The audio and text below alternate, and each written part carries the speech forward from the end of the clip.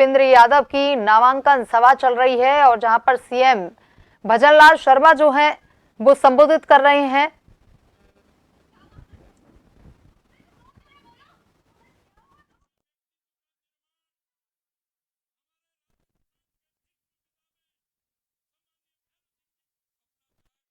कर रहे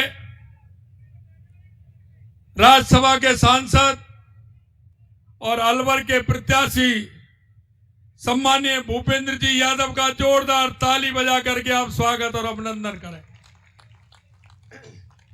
क्योंकि ये अलवर की जनता का बहुत बड़ा सौभाग्य है कि ऐसा व्यक्तित्व आपके बीच में केंद्र ने हमको और आपको भेजा है, जिसने के पूरे देश के कई प्रांतों में राजनीति का उनको हर क्षेत्र का अनुभव है। ऐसे व्यक्ति को आपके बीच में भेजा है। ऐसे माननीय भूपेंद्र यादव जी कैबिनेट में मेरे साथी उप मुख्यमंत्री माननीय प्रेमचंद बैरवा साहब, कैबिनेट के मेरे साथी भाई सुरेश रावत जी, कैबिनेट में मेरे साथी संजय शर्मा जी, पार्टी के वरिष्ठ नेता पूर्व प्रदेश अध्यक्ष सम्मानीय अशोक परनामी जी, तिजारा के विधायक महेंद्र बालकनाथ जी, बहरोड के विधायक भाई जसवंत यादव जी,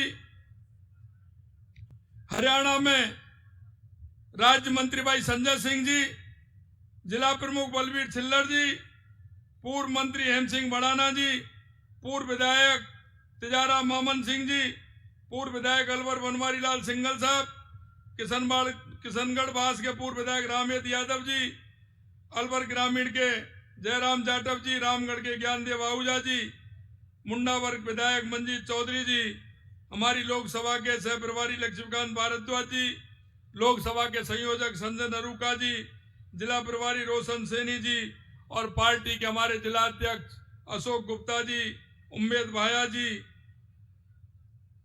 घनश्याम जी गुर्जर साहब महापौर, बन्नाराम जी मीणा प्रत्याशी राजगढ़, जय आहूजा जी प्रत्याशी रामगढ़ और मंच पर विराजमान सभी पार्टी के वरिष्ठ नेतागण, अलवर के गांव-गांव ढाणी से आए मेरे पूजा योग बुजुर्गों, नौजवान दोस्तों, माता बहनों, सबसे पहले तो मैं आपके चरणों में नमन करता हूं, वंदन करता हूं, आपका अभिनंदन करता हूं, क्योंकि आपने राजस्थान के अंदर एक बहुत बड़े बहुमत के साथ सरकार बनाने का काम किया है। इसलिए मैं आप सभी का स्वागत और अभिनंदन करता हूं और आपको इसके साथ साथ धन्यवाद भी देता हूं। मित्रों, इस देश के अंदर अगर हम राजनीतिक दलों की बात करें तो बहुत सारे राजनीतिक दल हैं और वो राजनीतिक दल ऐसे भी हैं जो चुनाव के समय दिखते हैं, कुछ राजनीतिक दल ऐसे भी हैं जो चुनाव के समय झूठे वायदे करते हैं, खोखले वायदे करते हैं, घोषणा पत्र में भी झूठा लिखते हैं। लेकिन मैं आपको विश्वास दिलाना चाहता हूं, भारतीय जनता पार्टी एक ऐसा राजनीतिक दल है जो जनता कहती है वो करते हैं और जो घोषणा पत्र में कहते हैं वो करके बताते हैं। इसीलिए तो कहते हैं मोदी जी जो कहते हैं वो करते हैं और करते हैं वही कहते हैं। यह बात मैं आपको इसलिए कहना चाहता हूं, आप लंबे समय से वोट डालते आ रहे हैं, आप किसी ना किसी राजनीतिक दल को वोट डालते हैं, लेकिन आपके वोट का असर कितना होता है मैं आपको यह बताना चाहता हूं। लोग कहते हैं कि यह काम भारतीय जनता पार्टी ने कर दिया। मित्र, वो भारतीय जनता पार्टी ने नहीं, वो आपके एक वोट ने किया है, आपके एक वोट ने किया है। इस देश के यशस्वी प्रधानमंत्री नरेंद्र मोदी जी को अगर ताकत देने का काम किया है तो आप जैसे एक वोट की ताकत है तो देश के यशस्वी प्रधानमंत्री नरेंद्र मोदी जी ने 500 साल का कलंक मिटाने का काम आपकी वोट की ताकत ने किया है। अगर 70 साल का वो दंश तो देश के बंटवारे की याद दिलाता था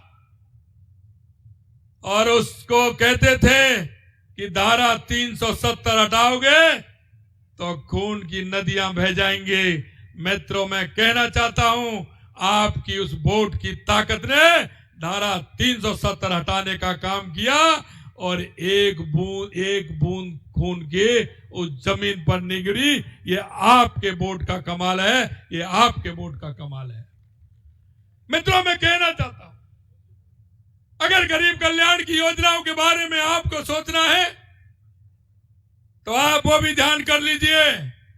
इस कांग्रेस सरकार ने नेहरू जी से लेकर के, इंदिरा जी से लेकर के, राजीव जी से लेकर के, बीच में और आ गए 2-3 लोग, मनमोहन सिंह जी से लेकर के, और आज सोनिया जी से लेकर के राहुल गांधी जी भी आप यात्रा निकाल रहे हैं। कभी न्याय यात्रा निकालते हैं। अरे एक न्याय यात्रा निकालनी थी तो राजस्थान के अंदर जब कांग्रेस की सरकार थी, जब आपको निकालनी थी राहुल जी, जब महिलाओं के साथ अत्याचार हो रहा था और राजस्थान देश के अंदर पहले पायदान पे था, आपको न्याय यात्रा निकालनी थी तो उस टाइम निकालनी थी जब राजस्थान के अंदर महिलाओं के साथ अत्याचार हो रहा था। आपको न्याय यात्रा निकालनी थी तो जब दलितों के साथ अत्याचार हो रहा था, देश के अंदर पहले नंबर पर था राजस्थान। आपने न्याय यात्रा नहीं निकाली। आपको न्याय यात्रा निकाल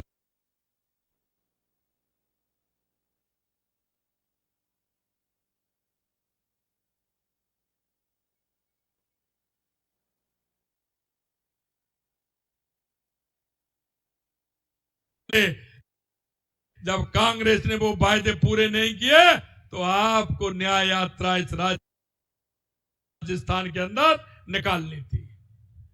कभी निकालते हैं भारत जोड़ो यात्रा। अरे भारत जोड़ो यात्रा क्या निकालेगी कांग्रेस और क्या निकालेंगे राहुल गांधी? मैं राहुल गांधी जी से कहना चाहता हूं, अपने जरा पूर्वजों को याद कर लें और उनको देख लें। अगर विभाजन तो करने का काम किया तो आपके परिवार ने किया। गहलोत साहब कहते हैं,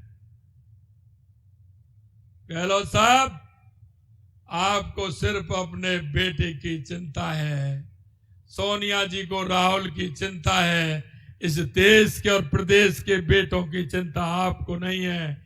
अगर इस प्रदेश के बेटों की चिंता होती, उस समय जब नकल हो रही थी, नकल 19 पेपर में से 17 पेपर नकल के किए थे, अगर चिंता आपको राजस्थान के बेटों की होती तो आज हमारी एसओजी काम कर रही है, वो आपके समय में भी काम करती दिखती। आज जिस तरह की स्थिति आपने इस प्रदेश की बनाई है वो आप देख सकते हैं। लेकिन इस कांग्रेस को अगर चिंता है और कांग्रेस के नुमाइंदों को चिंता है तो सिर्फ अपने बेटे की चिंता है। उधर सोनिया गांधी जी को बेटे की चिंता है और इधर अशोक गहलोत जी को बेटे की चिंता है। जालौर में जाते हैं, जालौर सिरोही के लोग हमारे, आंध्रा में, आपने बेंगलोर में, चेन्नई में रहते हैं। गहलोत साहब को चिंता है कि मां जो हमारे राजस्थानी प्रवासी हैं उनके पास जाना है, उनके वोटों की चिंता करनी है, उनको लेकर के आना है। गहलोत साहब, मैं कहना चाहता हूं, उन प्रवासियों को भी अगर राजस्थान में सुविधा देने का काम किया तो इस भारतीय जनता पार्टी की सरकार ने किया है। और आज भी वो मानते हैं तो देश के यशस्वी प्रधानमंत्री नरेंद्र मोदी जी पर विश्वास करते हैं, भारतीय जनता पार्टी पर विश्वास करते हैं। मित्रों, मैं आपसे कहना चाहता हूं, ये 5 साल कांग्रेस की सरकार रही, एक भी काम अगर किया हो तो बता दें। मैं लेकर के आया हूं, मेरे पास समय कम है, थोड़ा लेकर के आया हूं। अलवर के काम लेकर के आया हूं। इन्होंने घोषणा की अपने बजट के अंदर, इन्होंने घोषणा की विधानसभा के अंदर, लेकिन में इतने काम हैं, मैं आपको बताना चाहूं, इन्होंने घोषणा भी की है लेकिन आज तक इनकी कोई स्वीकृति नहीं निकली है। सिर्फ अगर घोषणा की है तो इन्होंने कागज में घोषणा की है, सिर्फ कागज में घोषणा की है। इन्होंने हमेशा जनता को बरगलाने का काम किया है, जनता को झूठे वादे करने का काम किया है। अगर हम आपसे कहना चाहते हैं, आप आइए, किसी भी मंच पर आ जाइए, हमारे घोषणा पत्र में हमने लिखा है, हमारा घोषणा पत्र पढ़ लीजिए, हमारा संकल्प पत्र पढ़ लीजिए और आप देख लीजिए 3 महीने के अंदर हमने 40 से 45% हमारा घोषणा पत्र पूरा करने का काम किया।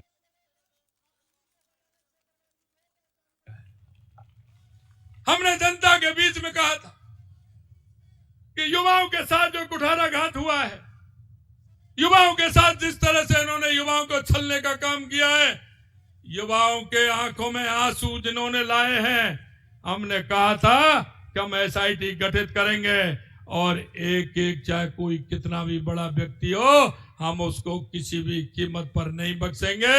हमने 15 दिसंबर को शपथ ली, 16 दिसंबर को SIT गठित की और आज 65 लोग जेल के भीतर सलाखों में हैं। गहलोत साहब, यही वही SOG है, वही SOG काम कर रही है। आपके जमाने में कहां थी, वही अधिकारी हैं, लेकिन 65 लोगों को गिरफ्तार करने का काम किया है। हमने कहा इस प्रदेश हमारा शक्ति और भक्ति का प्रदेश है, हमारा शांति का प्रदेश है। यहां गैंगवार, हमारे प्रदेश में कोई जगह नहीं है गैंगवार के लिए। लेकिन लोग आते थे, उद्योगपतियों को फोन करते थे, धमका करके जाते थे, कहीं कहीं गोली चला के जाते थे, गैंगवार होती थी। हमने कहा यहां हम नहीं होने देंगे, किसी भी प्रकार की गुंडागिर्दी हम यहां नहीं चलने देंगे। हमने एंटी गैंगस्टर फोर्स का निर्माण किया और हम कहना चाहते हैं राजस्थान के अंदर कि भी किसी भी गैंगस्टर का या किसी गुंडे की अशांति राजस्थान के अंदर नहीं चलेगी। राजस्थान के अंदर चलेगा तो कानून का राज चलेगा, कानून का राज चलेगा, ये हम बताना चाहते हैं। मित्रों, मैं आपसे कहना चाहता हूं, क्योंकि मेरे को दूसरे स्थान पर भी जाना है, करौली मुझे पहुंचना है। हमने जो वायदे किए एक एक करके हमने वायदा पूरा किया है। 3 महीने के अंदर हमने किसानों से वायदा किया था कि किसानों की सम्मान निधि बढ़ाने का हम काम करेंगे। 6,000 रुपए हमारे देश के यशस्वी प्रधानमंत्री नरेंद्र मोदी जी किसान सम्मान निधि देते थे। पहली किस्त 2,000 की बढ़ा करके हमने 8,000 रुपए करने का काम पहली कैबिनेट के अंदर हमने किया है। और यही नहीं, यही काम किया है। पिछली बार केंद्र की सरकार बार बार पत्र लिखती थी कि सम्मान निधि में जो ऐसे लोग हैं जिनके पिताजी का देहावसान हो जाए, उनके पुत्रों को जो दाखिला खारिज होता है, उनका नामांतरण खुलता है, उसकी सूची हमें भिजवा दीजिए। लेकिन मैं कहना चाहता हूं, इस राजस्थान की सरकार ने वो सूची भी केंद्र में नहीं भेजी जिससे किसान के उन बच्चों को लाभ मिल जाए। हमने 60,000 से ऊपर ऐसे जो हमारे किसान भाई थे जिनके पिताजी चले गए, उनके बच्चों के नाम जमीन आ गई, उन 60,000 से ज्यादा लोगों के नाम भी बढ़वाने का काम किया है और 8,000 रुपए पेंशन देने का भी हमने काम किया है। मित्रों, हमें पता है, हम किसान के दर्द को जानते हैं, किसान की तकलीफ को जानते हैं। हमने कहा हमारा पूर्वी राजस्थान पानी से विचलित रहता था। पहले तो हमारे यहाँ नदियां आती थी, हम पानी से परेशान थे, लेकिन हम 30 साल से देख रहे हैं ये पूर्वी राजस्थान पानी के लिए परेशान है। इन्होंने कहा गई ERCP की योजना, गहलोत साहब कोई भी बजट आता था उसमें ERCP की जिक्र किए हुए नहीं माने। कोई भी विधानसभा के अंदर आए ERCP की उन्होंने जिक्र की, लेकिन कभी जिक्र की फिक्र नहीं की। इन्होंने ERCP को लटकाने का भटकाने का काम किया। इन्होंने कभी ERCP की तरफ ध्यान नहीं दिया। और इन्होंने जब एक बार पत्र लिखा कमलनाथ जी को, तो कमलनाथ जी उल्टे कोर्ट में चले गए और उन्होंने कहा कि मैं इसके लिए सहमत नहीं हूं, मैं इसकी सहमति नहीं दे सकता। इन्होंने उल्टा उसे कोर्ट में लटका दिया। अरे मित्रों, मैं आपसे कहना चाहता हूं, हमारी केंद्र में सरकार, हमारी मध्य प्रदेश में सरकार, राजस्थान में जैसे ही सरकार आई, हमें पता था कि हमारी ईआरसीपी की योजना हमारी जीवन दायिनी योजना है। पूर्वी राजस्थान के अंदर 13 जिले, 21 जिलों के अंदर इसका फायदा पहुंचेगा। पीने का पानी भी पहुंचेगा और 2,80,000 हेक्टेयर भूमि की सिंचाई का भी पानी यहां पहुंचेगा। हमने माननीय यशस्वी प्रधानमंत्री जी से निवेदन किया, माननीय प्रधानमंत्री जी ने तुरंत उसको प्रसंज्ञान लेकर करके हमारे मध्य प्रदेश के मुख्यमंत्री जी से कहा, हमारी केंद्र की सरकार से कहा कि राजस्थान के हिस्से का पानी मिलना चाहिए, यहाँ के 13 जिलों के लोगों को पानी मिलना चाहिए। हमारे 13 जिलों के पानी के लिए हमने हमारे मुख्यमंत्री मोहन यादव जी से कहा। मोहन यादव जी ने कहा कि समय आइए, इसके लिए समझौता करेंगे। एक दिन हमारे अधिकारी बैठे, हमने मोहन जी से कहा जाइए दिल्ली में बैठेंगे, बातचीत करेंगे, इसका समझौता होगा। उन्होंने कहा कि नहीं, मैं पहले जयपुर आऊंगा, आपको लेकर के जाऊंगा, दिल्ली में समझौता कराऊंगा। और वो दिल्ली के अंदर समझौता हुआ और आज हमारी वो योजना की डीपीआर बनना प्रारंभ हो गया और उसकी जमीन का एक्वायर होना।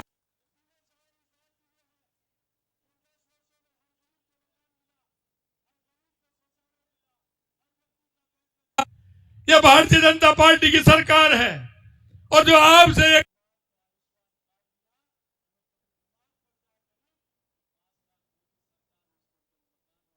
एक वायदा किया है, मैं आपको विश्वास दिलाना चाहता हूं, हम आपके एक एक वायदे को पूरा करेंगे।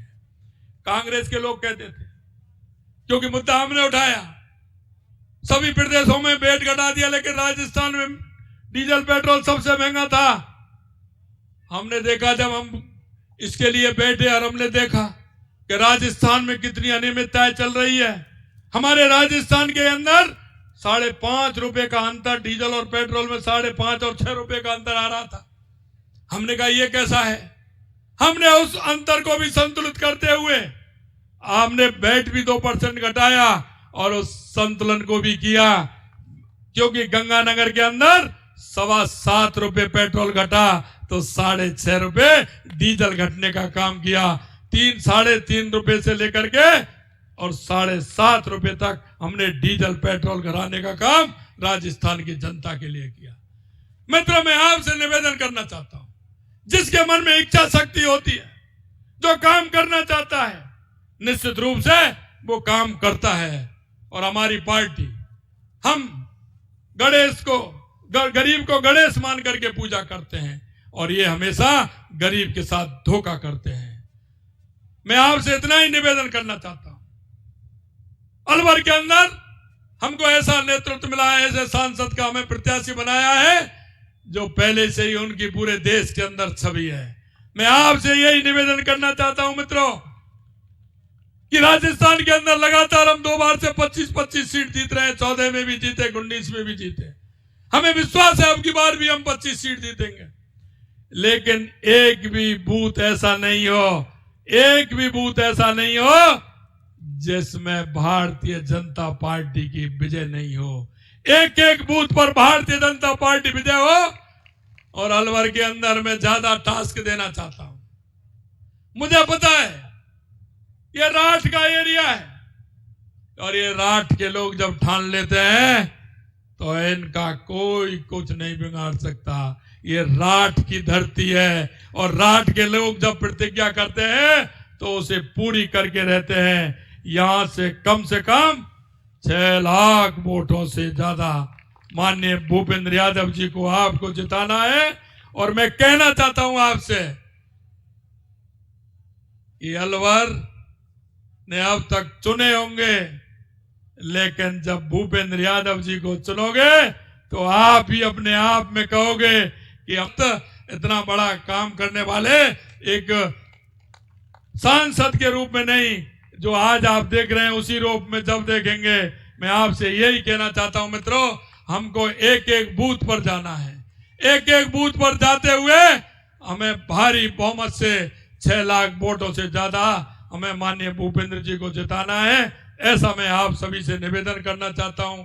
आज आप इतनी बड़ी संख्या में आए, एक साथ इतने दर्शनों का लाभ मेरे जैसे छोटे कार्यकर्ता को मिला है। मैं आप सभी को पुनः नमन करता हूं, वंदन करता हूं और आप सभी का धन्यवाद करता हूं। भारत माता की, भारत माता की, भारत माता की।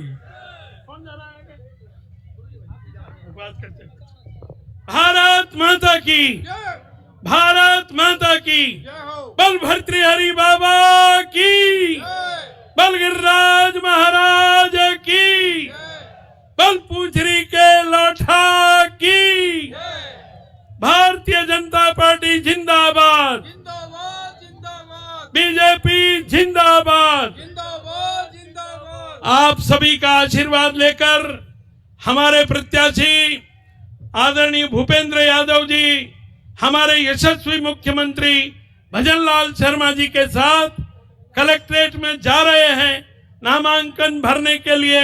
हम सबकी आशीष, हम सबका आशीर्वाद, हम सबकी शुभकामना, हम सबकी मंगल कामना भूपेंद्र जी के साथ है और यशस्वी मुख्यमंत्री भजनलाल शर्मा यश कमाए। हमारे जय आहूजा जी के नेतृत्व में चंद्रपाल जी भारद्वाज, जिन्होंने आज भारतीय जनता पार्टी में विश्वास व्यक्त करते हुए भारतीय जनता पार्टी को ज्वाइन किया है, उनका हार्दिक अभिनंदन है, स्वागत है। जय हिंद, जय भारत, धन्यवाद। इनका भी अभिनंदन कर दो।